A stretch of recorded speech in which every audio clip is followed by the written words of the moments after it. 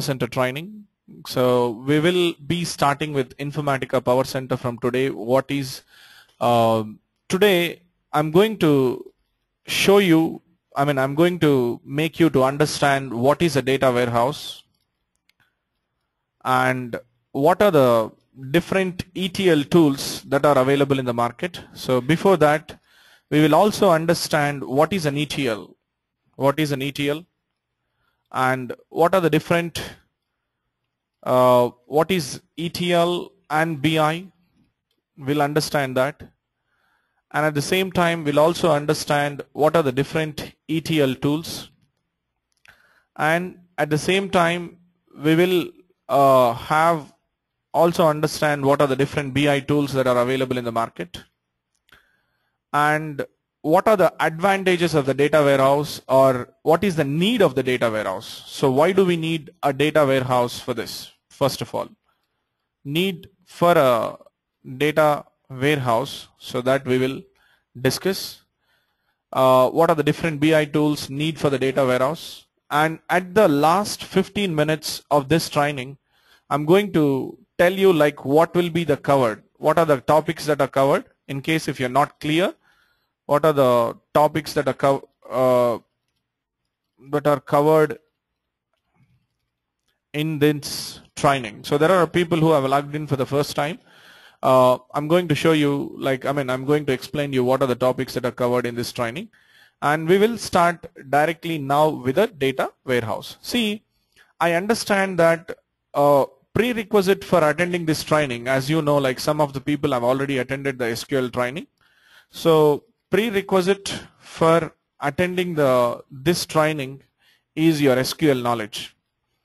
So if you know the SQL, any kind of an SQL, like SQL you have practiced with Oracle database, or SQL you practiced with MS SQL Server or a DB2 database or anything, or a Sybase, anything. If you know SQL, in SQL what are the concepts that you need to know? You need to know what are the joins, and what are the aggregate functions, and you need to know the different types of single row functions, as well as the subqueries, and more importantly the set operators. So, and you also need to know the little bit about the DML and then the DDL as well.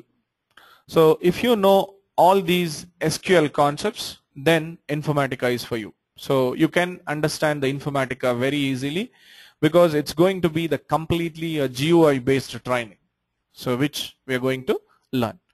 Now let's discuss about what is a database. So as you know, like a database is something that is just a software package which will store the data in the form of tables. So what are the different types of databases that you have in the market? So you have Oracle database, or you have a SQL server, or you have Teradata. So these are all you have a Sybase. So these are all the different types of relational databases that are available in the market. So you have so many more. Okay. So all these databases will store the data in the form of tables. So in order to, yes, Greenplum and all those are included in it. So it's like when I say etc., there are a lot of things. I mean, you talk about the Greenplum, Netezza, as well as your Times10 and different other types of relational databases. So all these databases stores the data in the form of tables only. In order to interact with the relational databases, you needed a language to communicate. That language is nothing but your SQL. So you use a SQL language to communicate. So that's why you need to know SQL in a broader way to understand all these databases.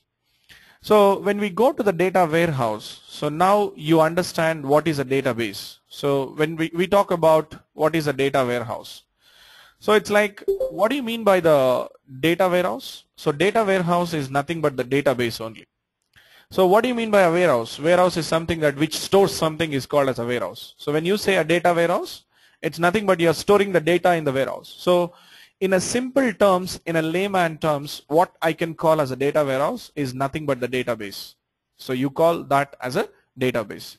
So what type of database I can choose it as a data warehouse? Can I use Oracle as a data warehouse? Yes. Can I use Sybase as a data warehouse? Yes.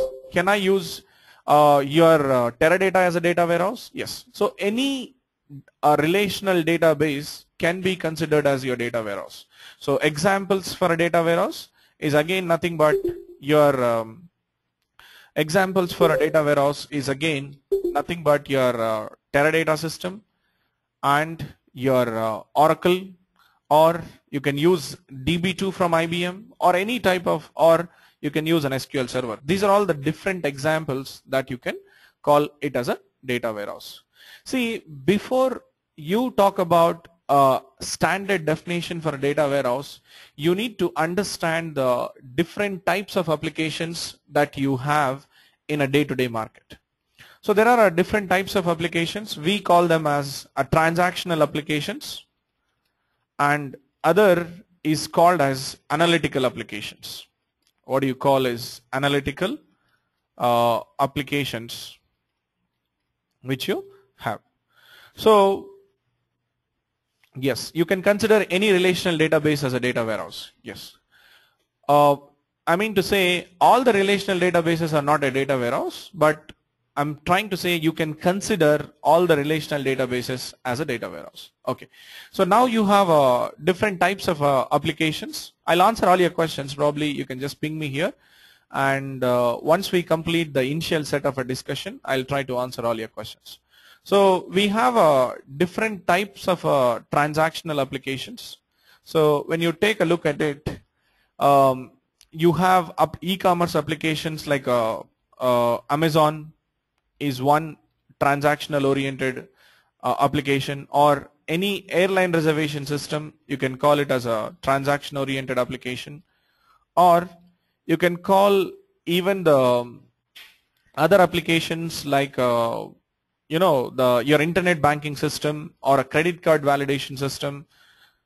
These are all credit card data validation systems. So these are all your different transaction oriented application. Why do we call these e-commerce application like Amazon or eBay or airline reservation system as a transaction oriented applications? Because there will be a frequent transactions happening on the system. What do you mean by a transaction? A transaction is nothing but a group of DML statements. It's like you're adding some data, you're modifying some data in the database, or you're deleting some data in the database. So that is called as a transaction. So when you talk about any transaction oriented application, in a short form I call it as an OLTP. OLTP stands for Online Transaction Processing System. So basically what happens is that there will be a frequent transaction. So customers will come and purchase the data, or customers will come and cancel the orders. Customer will modify the order with a new product. So which means there is a insert, update, delete is happening on your database, right? So that is called as a transaction. So there will be a frequent transactions happening on the system. When you think about a Flipkart or Amazon or a eBay, continuously the customers will be buying the products, right? So, and customers will be canceling the products, will be searching for the products. There are a lot of operations, transactions which are happening. When you think about an internet banking, what does an internet banking does? So you'll actually use an internet banking to transfer the funds, and then you'll perform a different type of a transactions. All those things is nothing but, see, all these applications, you'll be frequently performing the different type of operations. So that's why these applications are called as a transaction oriented applications. Transaction oriented applications. So this is called as your OLTP. See, when you talk about these OLTP systems, there are certain limitations with the OLTP system. We'll come back to that. But for now, you understand that these transactional applications does not store the historical data. It doesn't store the historical information. So a best example that why these transactional stores doesn't store the historical data, you can talk about your ATM withdrawal. What do you do in ATM? You just go and withdraw the money from an ATM, and also you transfer the funds from a card to card transfer kind of a thing, you make it.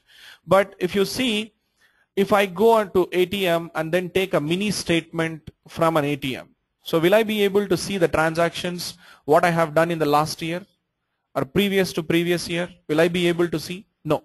You'll be able to see only the transaction, maybe last 5 or 6 transactions you'll be able to see how you have actually taken. So that means these transaction applications is not storing my historical data. I don't have a historical data which is present in my OLTP system.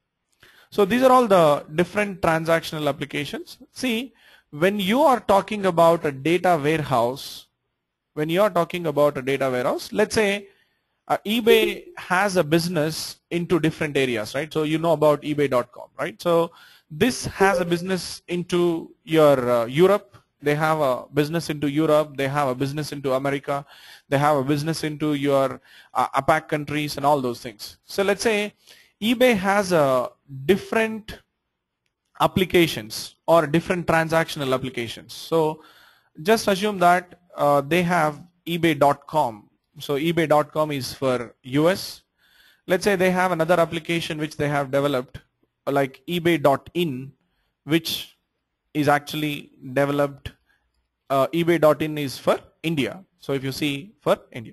So what will happen here, assume that your transactional application about ebay.com, so it is actually storing the data in Oracle database. Just assume I have developed a complete ebay.com application in an Oracle database. All the data which is related to ebay.com is being stored in my Oracle DB. And similarly, let's say for ebay.in, they have, depending upon the amount of data what it is being there, so let's say all your data is being stored in the DB2. So you have DB2 is also another database where it is stored. So for maintaining all the employee related information, eBay has so many employees, right? So all over the world they might have a different employees. So to maintain all those employees information, they have another system to store all the employee related data, that is their PeopleSoft. PeopleSoft is another, you can call it as a legacy application, which is used for human resource activities like payroll management and employee related information, all those things. The PeopleSoft is another legacy system which you have, which it is there. So you have a different applications which are there, and these are all the different transactional applications. See how the PeopleSoft, I can call it as a transactional application. Whenever a new employee is joined, they'll go and add a record. Whenever an employee is resigned an organization, they'll go and delete it. It's nothing but a transaction, right? So whenever they want to update the salary information, or whenever they want to generate a pay slip for an employee, so all those things will be handled in the PeopleSoft. So this is, if you see, your transactional data about all your organization is being distributed across the different application. I don't have only one single application where my data is stored. So am I storing all the US related customer information and India related customer information in the single application? It is not the case, because your currency is different and you actually do the business in a different way. You publish the offers at the different time periods. Like in US, you might have an offers during the last week of December or during the December. But when it comes to your ebay.com, I mean ebay.in in India, so you'll have offers at the different time period. So I cannot maintain a single application to run the business, right? So I should maintain two different applications, then only I can do that. So just why I'm actually stressing more on this is you need to understand why there are different transactional applications. So for satisfying or to run your business, you need a application to run. So why do you need an internet banking? So basically to serve your customers. So these are all the transactional oriented application, whichever you have, it is completely used by your customers to your business. It is used by customers to your business. Now we'll talk about what is a data warehouse. So data warehouse, in a simple terms, it is called as a collection of data from different transactional applications. I'm actually collecting the data from different OLTP systems or flat files or if you have the information in the flat files, you're actually connecting the different kinds of data from different OLTP systems or a flat file.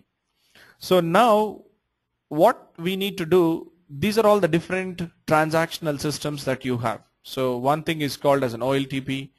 One, it is called as your OLTP2. This is another application, and this is another application which will maintain about my HR related information, that is your OLTP3.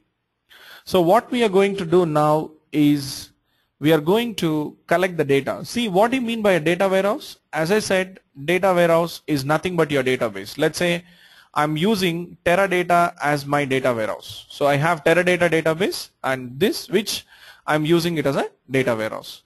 So what I'm doing is I'm actually collecting the data. I'm reading the data from all these transactional systems.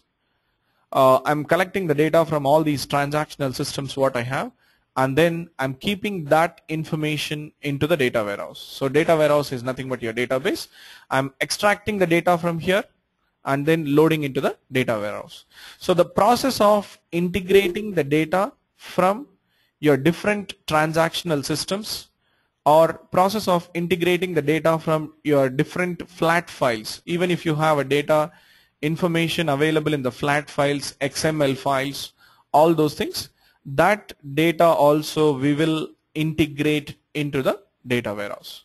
So the process of integrating this data from different transactional system is called as an ETL process. So what do you mean by an ETL? ETL stands for extraction. So when you talk about ETL, so ETL stands for extraction. So how do you extract the data from database? How do you extract the data? Extraction of data is nothing but a reading of the data. So how do you read the data from database? How do you read the data from databases or applications? Which helps you to read the data? Yes, it's a select statement. So you use a select statement to read the data, right? So retrieve the data from database, you use a select statement. So what do you mean by reading of a data? Firing a select statement to your database. So if you want to read the data from employee table, you'll write a query as select star from employees. So that is called as an extraction of data. When you say extraction of data, is nothing but a reading of the data. So what do you mean by the transformation of the data? So transformation is nothing but, modifying the data or changing the data from one form to the other form. So that is called as a transformation. So why do we need to modify or massaging the data? You can call it as transforming or changing from one type to the other type, changing from one to another. Or when you say transforming the data, example is, let's say I have a first name and last name which is there in my OLTP system, but when I have to store that into the OLAP, I want to store it as a complete name. I want to store it as a complete name. So this you call it as a when you talk about this transformation, so you're going to concatenate the first name and last name and then load it into this. That is called as one transformation. Suppose let's say you have a salary column, and from the salary column I want to compute the total salary of complete department. So completing the salary means you're actually using a sum function on a salary column. So that is called as one transformation. Transformation means it's just that you're changing the data from one form to the other form. That is called as a transformation. What do you mean by a load? So load is nothing but adding a data, modifying the data, or deleting the data. How do you add the data to database? Or how do you add the data to the table? Insert statement. So if I have to modify it, update. If I have to delete the data from warehouse, you're going to delete. So it's nothing but, when you say load, it's nothing but you perform insert, update, delete operation. So what does your ETL tool does?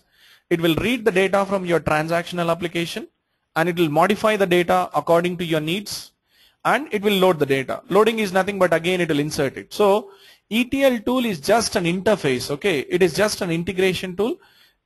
If you have an ETL tool here and if I run a program, it will fire a select statement to this, read the data, transform it on the fly, and then load the data, which is nothing but again it will fire an insert, update, delete statement. So ETL is just an interface which helps you to integrate the data from your transactional application. Now we need to talk about what are the different ETL tools that we have available in the market. What are the different database tools that are available in the market? So there are various ETL tools which are available. So one is called as your Informatica Powercenter. So this is from your Informatica Corporation. Currently we have the latest version as 961 is the latest version. And the next one is your DataStage. DataStage is also another ETL tool which is from IBM. And you also have the other DataStage which is from IBM, and you also have another ETL tool called as Ab Initio. So this is from Ab Initio Corporation itself. And you have even the other tools like ODI. ODI is called as an Oracle Data Integrator. Oracle Data Integrator, or you can call it as OWB is also there, which is called as an Oracle Warehouse Builder. I think Oracle Warehouse Builder is now stopped. It is from an Oracle Corporation. And likewise, you have some other tools like BODI, Business Objects Data Integrator. Business Objects Data Integrator. Now I think it is called as BODS, Business Objects Data Services, I guess. So it's been changed. It is from SAP company. And when you talk about the other type of tools like SSIS, SQL Server Integration Service. So this is actually from Microsoft. SQL Server Integration Service. So this is from Microsoft. And you also have the other tools like a Jasper, which is an open source tool for an ETL. And you have some other open source tools like Talend. These are all the different ETL tools that I have available in the market. So there are so many. I just gave you the high level picture about what are the different ETL tools that are available. So what does your tool does? How you're going to do it? So it's basically these ETL tools will help you to just integrate the data. What is the job of an ETL tool? It's just that you have a transactional data here. It will just transform and then load it into this. So where and all we will use an ETL tools? ETL tools, 80% these are used in data warehousing building. These are used in data warehousing projects. 80% of the tools are used in the data warehousing project, and 20% are used in data integration projects. So we'll understand that probably in the later point of training, where this 20% of the ETL tools are being used. What do you mean by data migration project? Instead of considering it as a data integration, we call it as a data migration project or a data archival projects. Now, I hope you understand the definition of an ETL. So ETL is nothing but extract, transform, load, and which will integrate the data from all your transactional system into the data warehouse. Now, what is there in your data warehouse? You have different tables here, all right? You have a different tables with data, right? So you have a data also which is being present in all these different tables. Now, what is the use? Why did I load a transactional data from my all these applications into data warehouse? What is the use of it? Why did I load? See, basically the data warehouse is, what is the advantage of the data warehouse, or what is the use, is to analyze the data. What do you mean by analysis? It's nothing but generating reports. So when you say that you want to generate a report, so what does a report contains? Report will contain all the information about my business metrics. So report is nothing but which will have a data about my business metrics. What do you mean by when I say business metric? Using the data warehouse, what you can do is you can actually understand the profit by product. Suppose if you are selling some 10 products, what is the profit I'm getting on each product? What is the profit I'm getting on each product? That is mine. So it's basically when you talk about Apple company, right? So if they want to understand how much revenue that they're generating from iPhone 4S, or how much revenue that they're generating from iPhone 6 Plus, or how much revenue that they're generating from Mac machines, Macintosh, your computers. So if they want to understand that, they need a data warehouse to understand.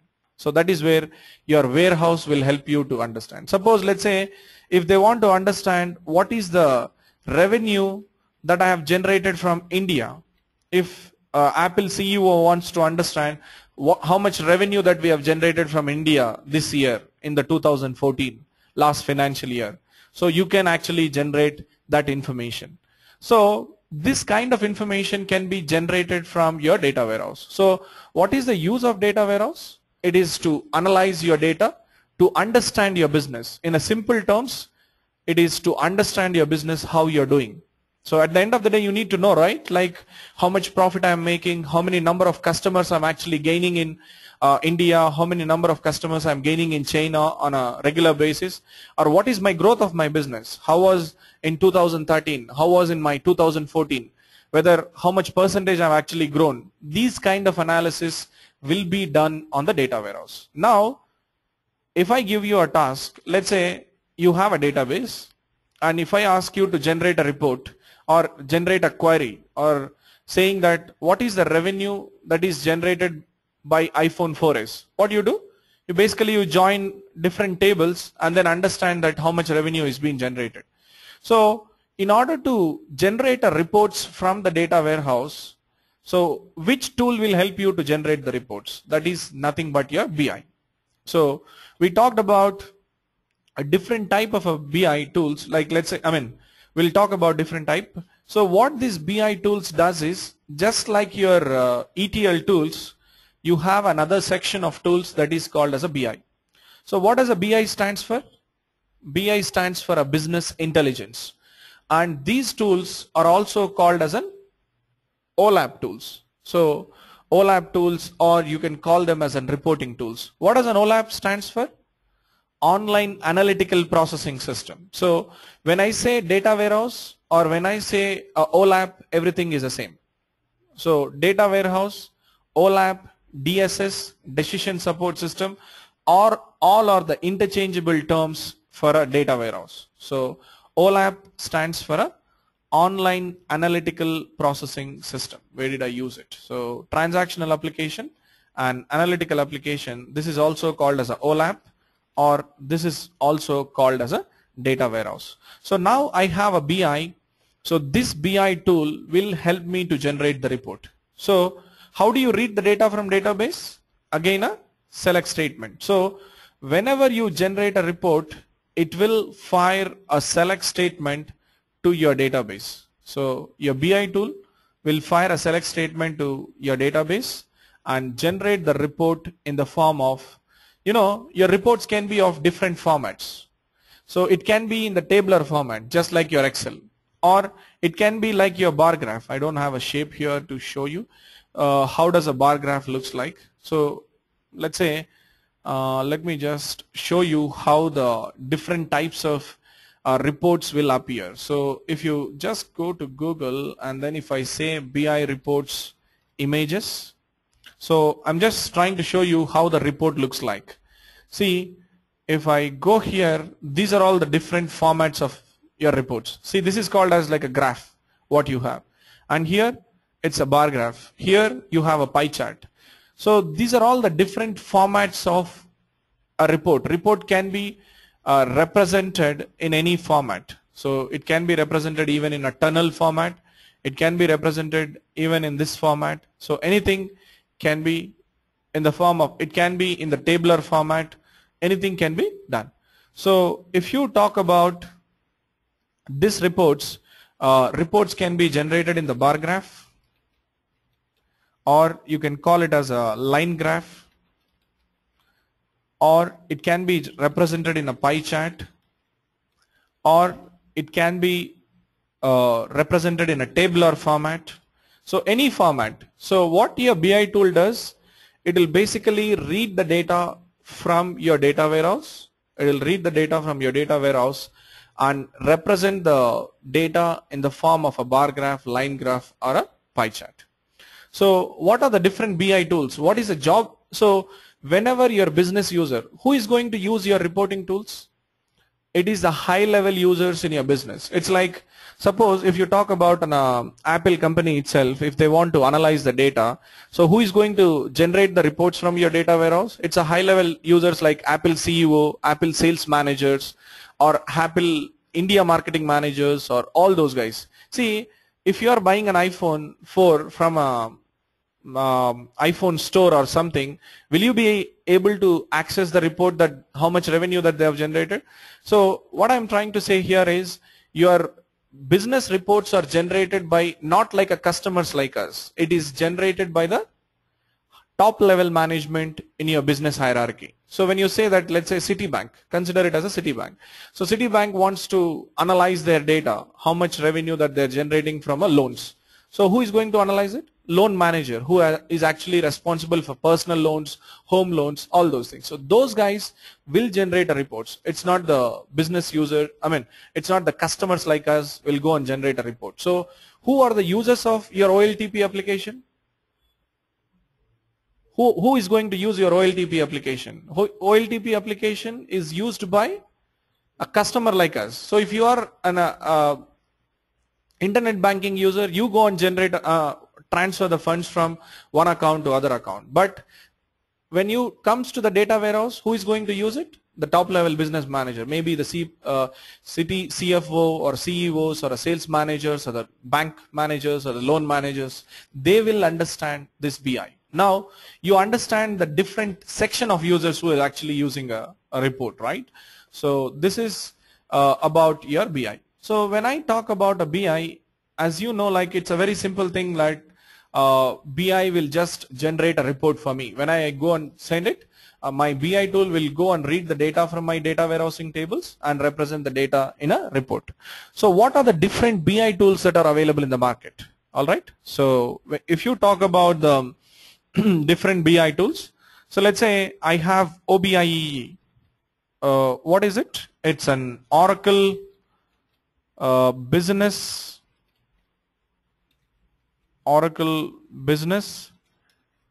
Intelligence Enterprise Edition. Oracle Business Intelligence Enterprise Edition. And you also have, yes, Cognos. Cognos is another one. And this is from IBM. OBIEE is from Oracle. And you also have a BO, Business Objects. So this is from your SAP. And yes, you have a Hyperion S-Base. This is also from Oracle. So Hyperion S-Base. So this is also from Oracle, which you have. And you also have other tools, very popular tools nowadays about your Tableau. Tableau is another reporting tool. Yes, ClickView is another reporting tool which you have. Likewise, you have n number of tools. So you can name it. More than 30 reporting tools are available in the market. So, Salesforce.com is not a Salesforce.com is a OLTP system. It's a transactional system. It's a CRM application. But when you talk about a Salesforce, from the Salesforce company itself, they have actually released another cloud version of analytical tool that is called as Salesforce Wave Analytics. That is an analytical tool. There is something called as a Salesforce Wave Analytical tool, or it's called as a Salesforce Wave Cloud. So this is a new product which they have launched, and just I think in October only they've released it. Not more clients are using it. So Salesforce Wave Analytics is one tool, is another one from a Salesforce company. So likewise, you have a n number of tools which you have available in the market. So all these BI tools will have this one. So when you talk about a data warehouse, how many modules you have? One is a ETL, another is a BI. So the combination of ETL plus BI together is called as a data warehouse or an OLAP system. So it's nothing but ETL plus BI together is called as a data warehouse. So when you go on join a data warehousing project, you'll actually be having two roles. One is a ETL developer and another is a BI developer. So ETL developer can be of a data stage developer or an Informatica developer or all those things. So in this training, we will concentrate only on the Informatica developer roles and responsibilities. So if you talk about it, we'll talk about what is a Informatica developer roles and responsibilities. All those things we will do it. So BI developers, again, they will have a skill in your OBIE or a Tableau or a ClickView or any other tool, Cognos, anything. So when you go and apply for a jobs, you need to apply for a jobs which are on the ETL developer. So we are not going to concentrate much on the BI part in this training. We'll concentrate only on the ETL front, how we can integrate the data from all these transactional applications into the data warehouse using Informatica. So that is what we are going to understand. Now, did you get the clear idea what is a data warehouse and what is an ETL tool and what is a BI tool? So any questions here so far?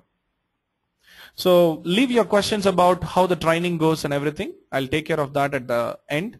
In case if you have any questions regarding the data warehouse and how the data warehouse works, all those things. Okay. What is the limitation of SQL compared to an ETL tool? It's a very, very good question. So why can't I use, see, now I have an ETL tool here. Why do I need to use an ETL tool? Can I also write a program using an SQL and my SQL will read the data from Oracle database and then load the data into Teradata? Why do I need an ETL tool? I can just write a sample program and that can do the job for me. Why should I use an ETL tool? Yes, the advantage of the ETL tools is that it can interact with the heterogeneous systems. See, if you talk about a PLSQL program, what does your PLSQL program max can do? It can interact with my Oracle database and then load it into my Oracle database. So if I have my data warehouse is Oracle and my transactional system is Oracle, I don't need an ETL tool. I can just write a PLSQL program that will integrate the data for me. What if I have a transactional system in DB2 and my warehouse is in Oracle? Can the SQL or a PLSQL can do the job for me? No, I cannot write it. And when you talk about a plain SQL or a native SQL, suppose there are certain things that which your SQL cannot do. Suppose let's say that if I want to let's say retrieve the data, not retrieval of the data, sorry. So there are certain limitations with your PLSQL programs and all those things wherein it cannot actually interact with it. So SQL is just a way to communicate with your database, but if you actually keep into that program, then only we can make a constructive or an instructional program which can perform certain tasks. So using a plain SQL, you cannot definitely do that. And using your ETL tools, you'll also get an advantage of scheduling the jobs, and you'll also get an advantage of interacting with a different kind of tools. And ETL tools are so much flexible that you can just create a program with a simple steps just by dragging and dropping. But if I have to do the same thing in SQL, I might have to write some 1,000 lines of query to do that, which can easily achieved by your ETL tool just by maybe some 4 or 5 transformations, which can be done. So you'll get a lot of advantages with the ETL tool compared to the native SQL or your programmatical PLSQL or a TSQL. So that is a advantage with the ETL tool, or you can call it as a limitation with your SQL. Okay. What is the percentage of own in today's India market? Today's market. So see, basically, I've just seen the statistics very long time back. I think as per a Gartner report in somewhere in 2014 itself, they are the market leaders, and it is close to 40%. I mean, I'm not very sure. It might have been varied now. It's approximately 35 to 40% of the market will be of Informatica.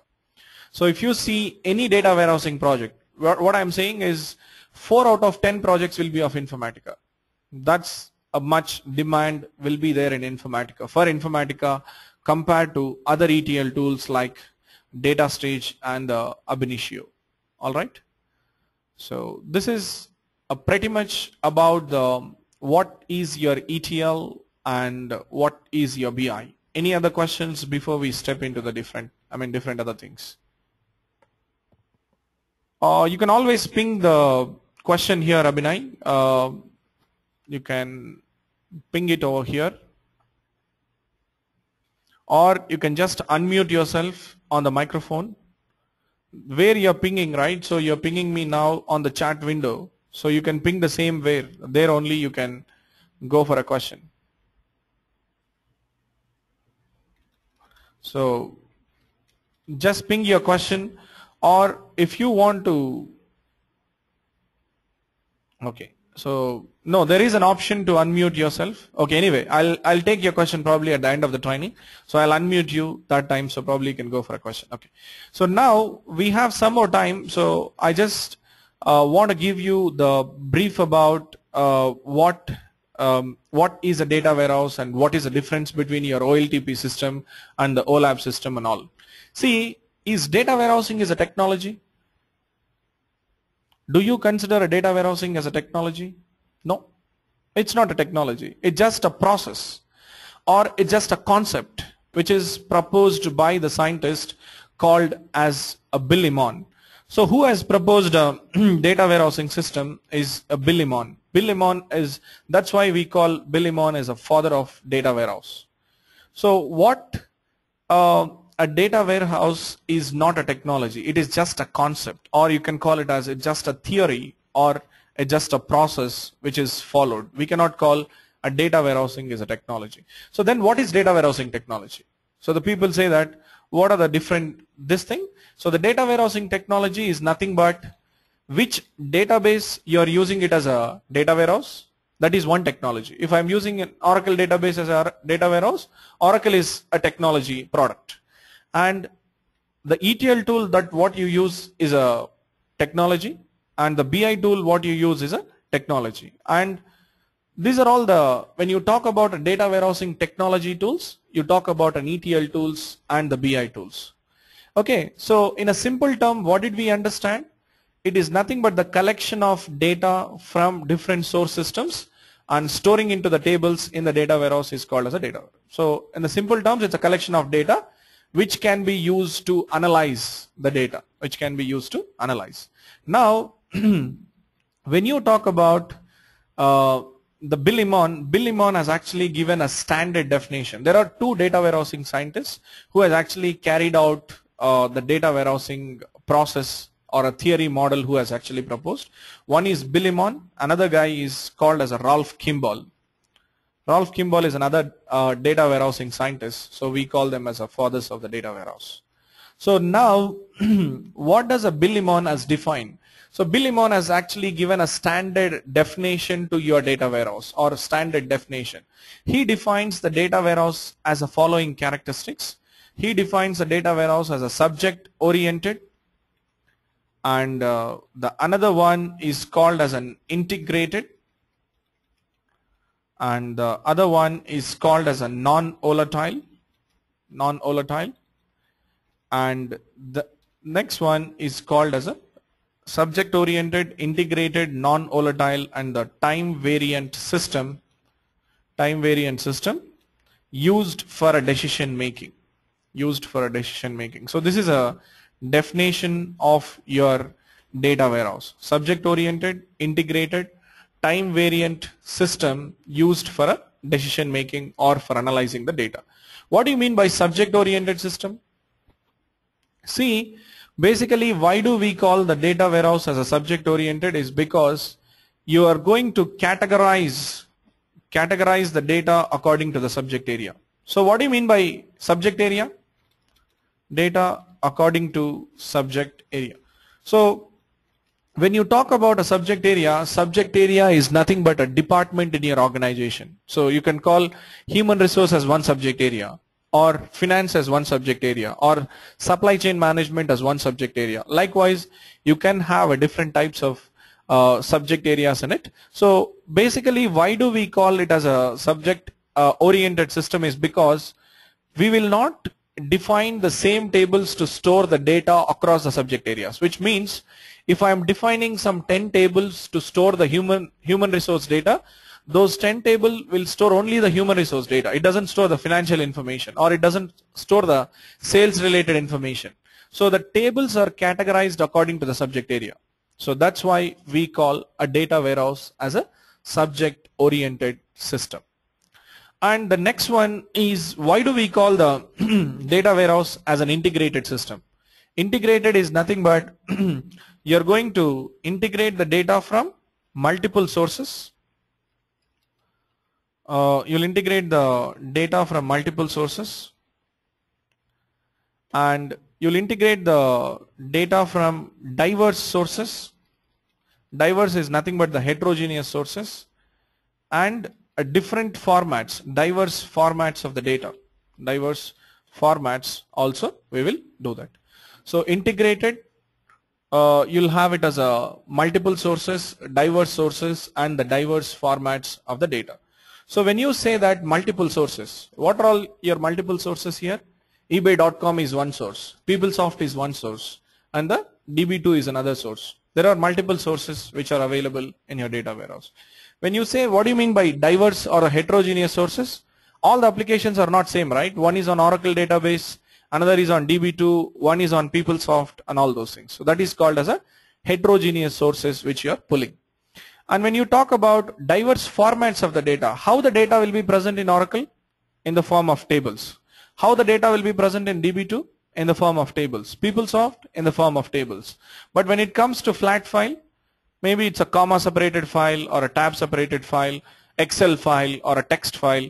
So if you see the formats of the data, one is in the tabular format, another is in the file format. So that means a diverse formats of the data. So with these three things, we call a data warehouse as an integrated system. As an integrated system. So what do you mean by non-volatile? What do you mean by volatile? What is the meaning of volatile? Volatile means which is changing frequently, that is called as volatile, right? So which is changeable, yes.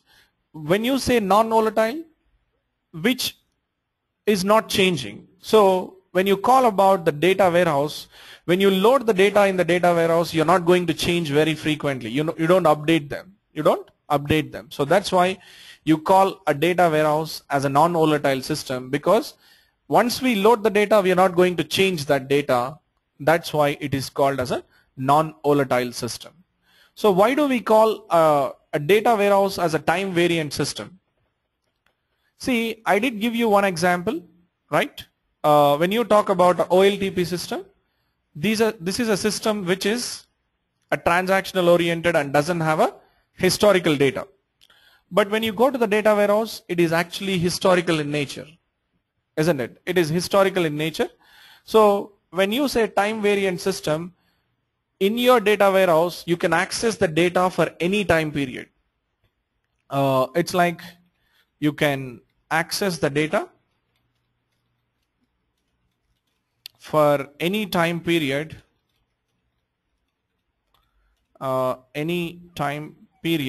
So that's why it is called as a time variant system. So it's like I can access the data for January 2010, I can access the data for January 2015, or quarter 1 2014, quarter 4 2014. So any time or any data can be accessed for any time. That's why it is called as a time variant system, which can be used for a decision making. So these are all this is a standard definition given by Bill Lemon definition, or as a standard definition of your data warehouse. So when somebody asks you, you can say that it's a data warehouse is a subject oriented, integrated, non-volatile, time variant system which can be used for a decision making. And Rolf Kimball has actually given a different definition. So what does Rolf Kimball has given? He defines the data warehouse as data warehouse is a historical transactional snapshot. You're actually storing the historical transactions in a database. That's it is called as a data. I mean, Rolf Kimball definition. It's a historical transactional snapshot which can be used by your. This is a standard definition by your Rolf Kimball. So when you talk about the data warehouse, so these are the standard definition. I'm going to share anyway these PPTs.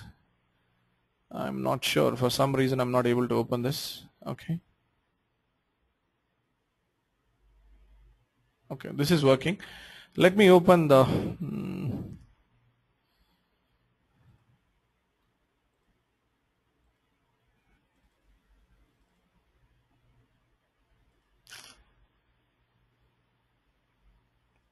okay, so we'll talk about these things probably tomorrow. I'll show you those PPTs. So now let's understand about what is the difference between an OLTP system and an OLAP system. So why?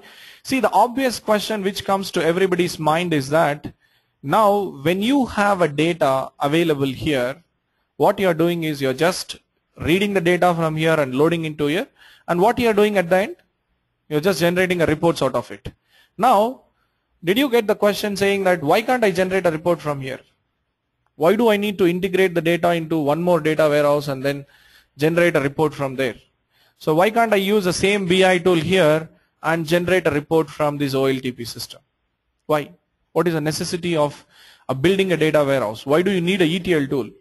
First of all, I can just directly generate a report from here. What is the advantage?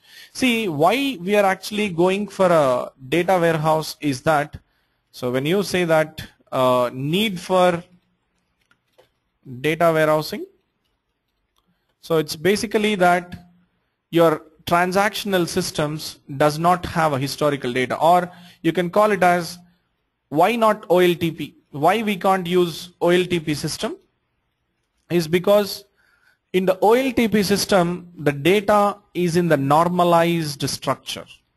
Data is in normalized structure. So what do you mean by normalization?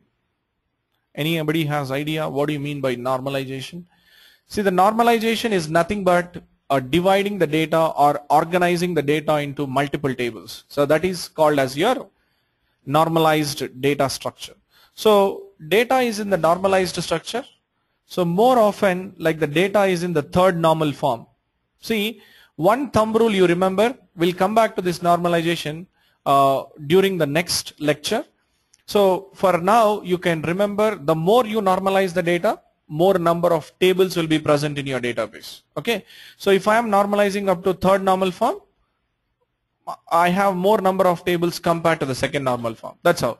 So normalization is directly proportional to the number of tables, or linearly proportional, you can call it.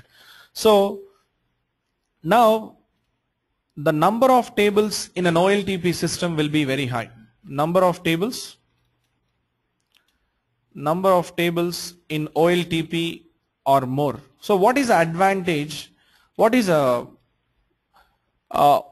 number of tables in your OLTP is more, which means what is the disadvantage if the tables are more? Why can't I generate a report?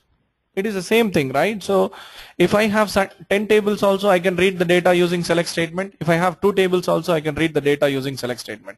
So what is the difference? Why do I need to go for a data warehouse? So basically, if you talk about your OLTP system will have a more number of tables, and your OLAP system will be in the denormalized structure, and it will be normalized up to second normal form, and the number of tables present in your warehouse will be less compared to your OLTP system. Less number of tables.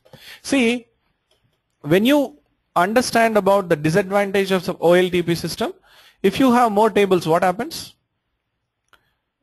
The reading of the data becomes complex, right? So now I have a question, like if you have 10 tables and in one database you have 5 tables. Which one is easy to read the data? Reading the data from 10 tables is easy, or reading the data from 5 tables is easy? 5 tables is easy. Why? Number of joins are less. Number of joins are less, and that is the reason you can write a simple query to read the data from 5 tables rather than reading the data from 10 tables. This is the same scenario here. Here I have 10 tables and here I have 5 tables. That's why reading the data from here is complex, right?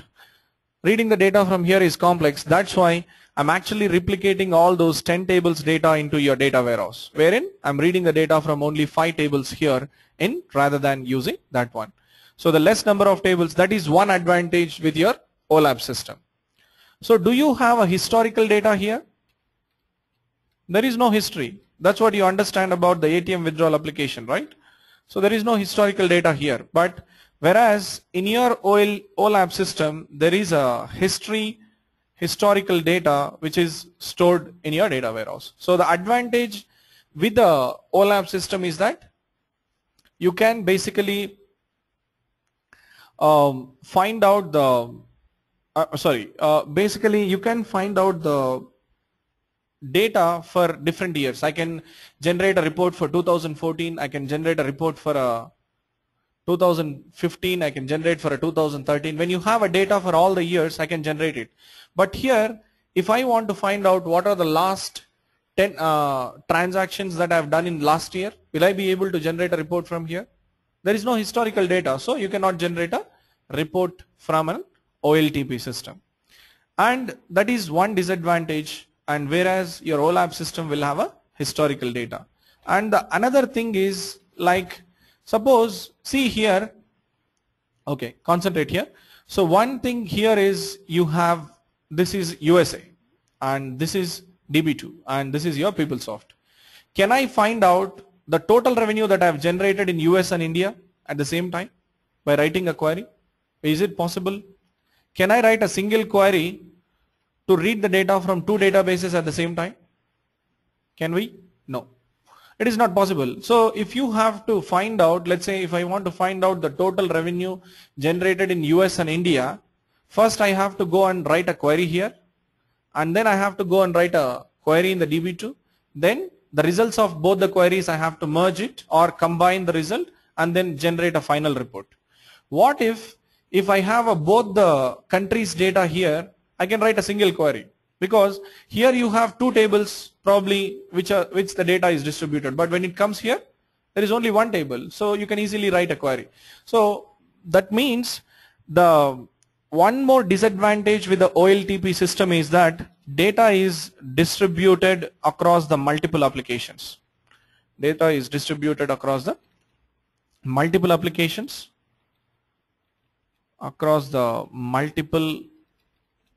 applications, and here the data is available in the centralized place, right? So is my data in the data warehouse is distributed across the different systems? It's only one database is storing the data, so that is one thing. And in the OLTP system, if you actually want to generate a report, it's a time consuming process, right? Suppose, let's say if a CEO asked you to generate the reports, what will happen? First you need to go and generate a report here, and then go and generate a report here, then put that into Excel and then validate it. So if I have some 10 regions like that, I have to go and hit a query in 10 applications, get the data and then do it. So it's a time consuming process. It might take 1 week to just get the report, total report of completely across the different revenues. So it's a time consuming process to generate, a report, and this can be done and in a simple way. I mean, you don't need to, there is no time wastage or something. So that which you can call.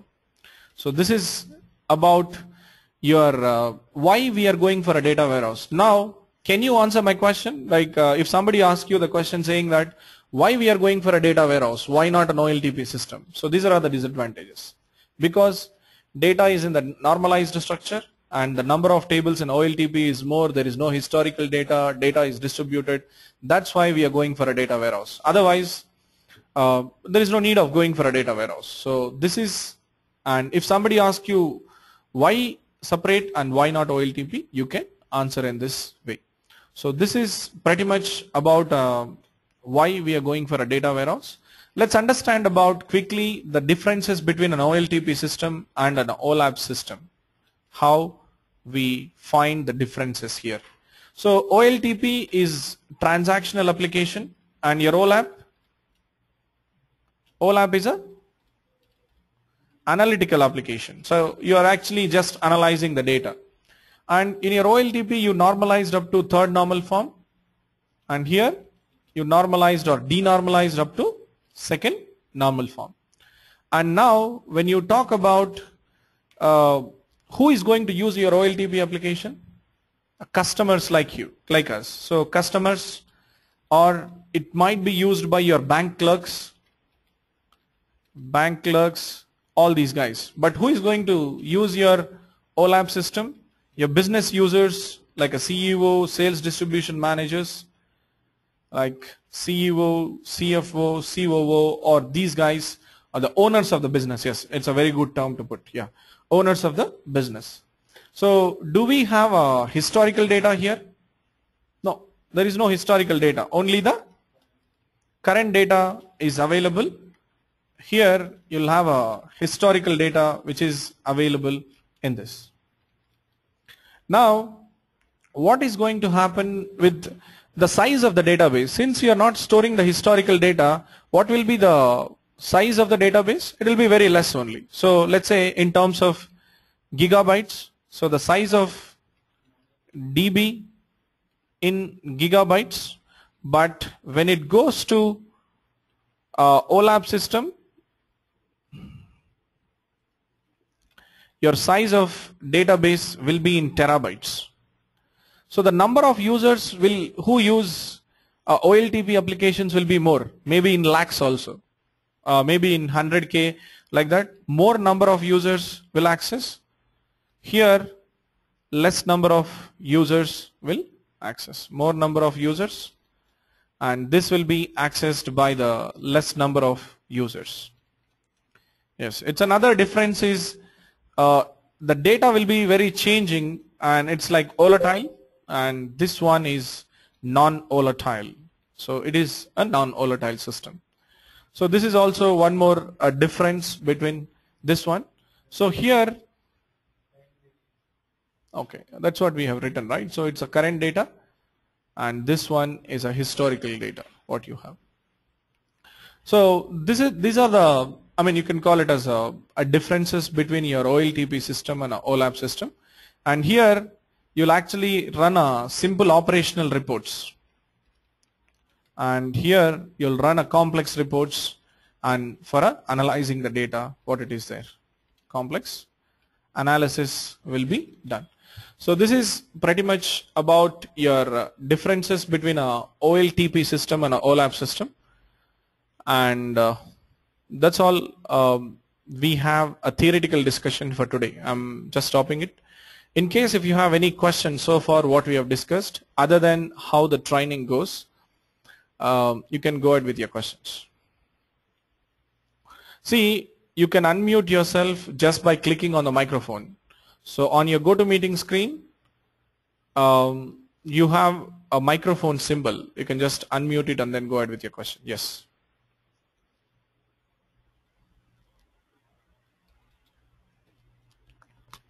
I joined late. Did we cover Informatica today? No. Okay. Yes. Abhinay, I cannot hear you. Yes. We will give you the short assignments, not even the short assignments, like, yeah.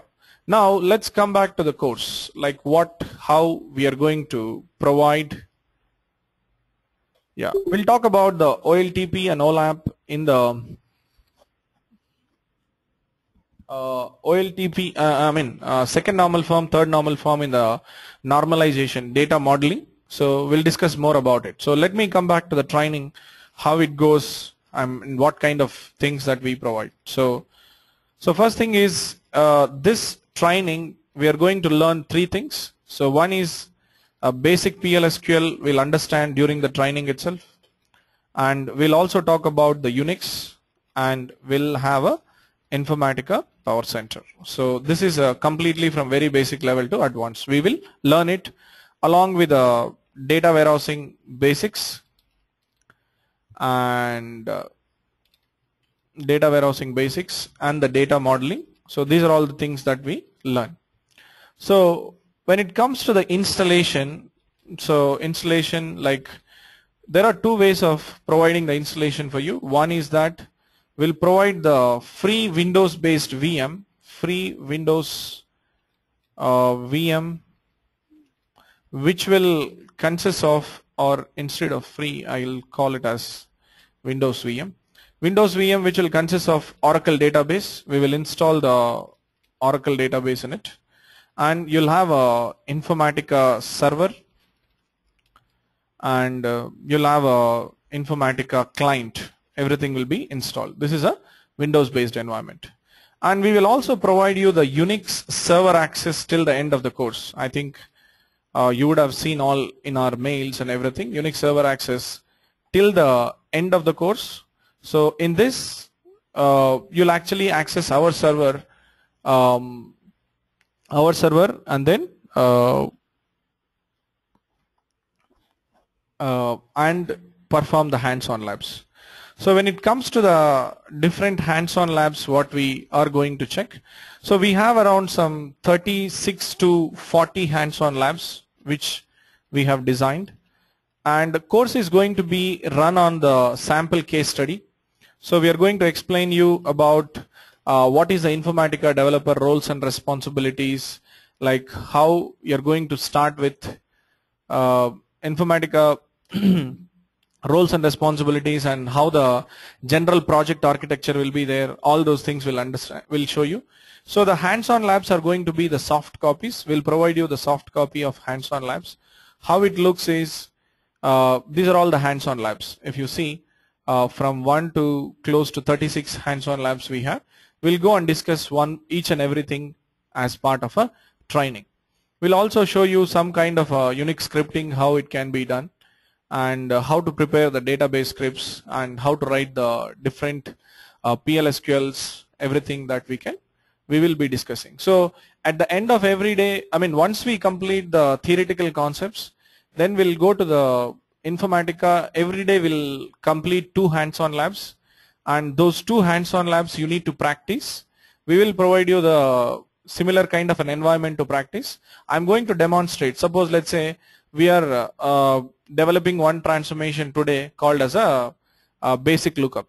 That basic lookup transformation I will demonstrate, and that same lab you have to practice by the next day. So you need to practice that, and everything is completely a practical oriented training. We are not going to run through the slides, or we are not going to open a slide and explain each and everything. So it's going to be the completely practical oriented training with all these labs. So when it comes to the hands-on labs and everything, we will do that. And regarding the real-time project, yes, so we are going to give you the complete real-time exposure. So we are going to take some sample case study which will reflect in the real time, and that case study we are going to implement as part of this. Yes, installation on a Mac machines, yes, we are slowly exploring that, how to set up on a Mac. There is something called as a VMware Fusion, and VM Fusion, or VM Workstation Fusion, or something, VM Fusion.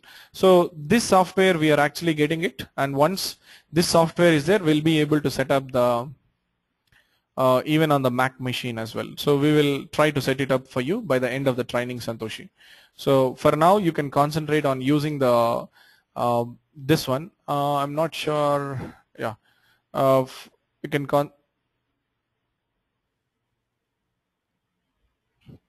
yes. So we will set up.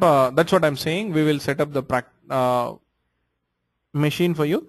In case if you are not able to set up, we will give you a complete setup on our server itself for you to practice. Since you have Mac machine, I don't think you can install even a client also. So what you can do is you can use a remote desktop, and then yeah. So if you have a VM Fusion, then probably we will try and set up Informatica for you. Okay. So we'll make some arrangements so that you can practice, so that you'll not have a backlog. Okay. So we'll do that. Not a problem. So all right. So that's it I have, and I'm actually unmuting every one of you. So probably you can go ahead with your questions now. So if you have muted yourself, I'll not be able to hear. But if you have a question, yes. Is it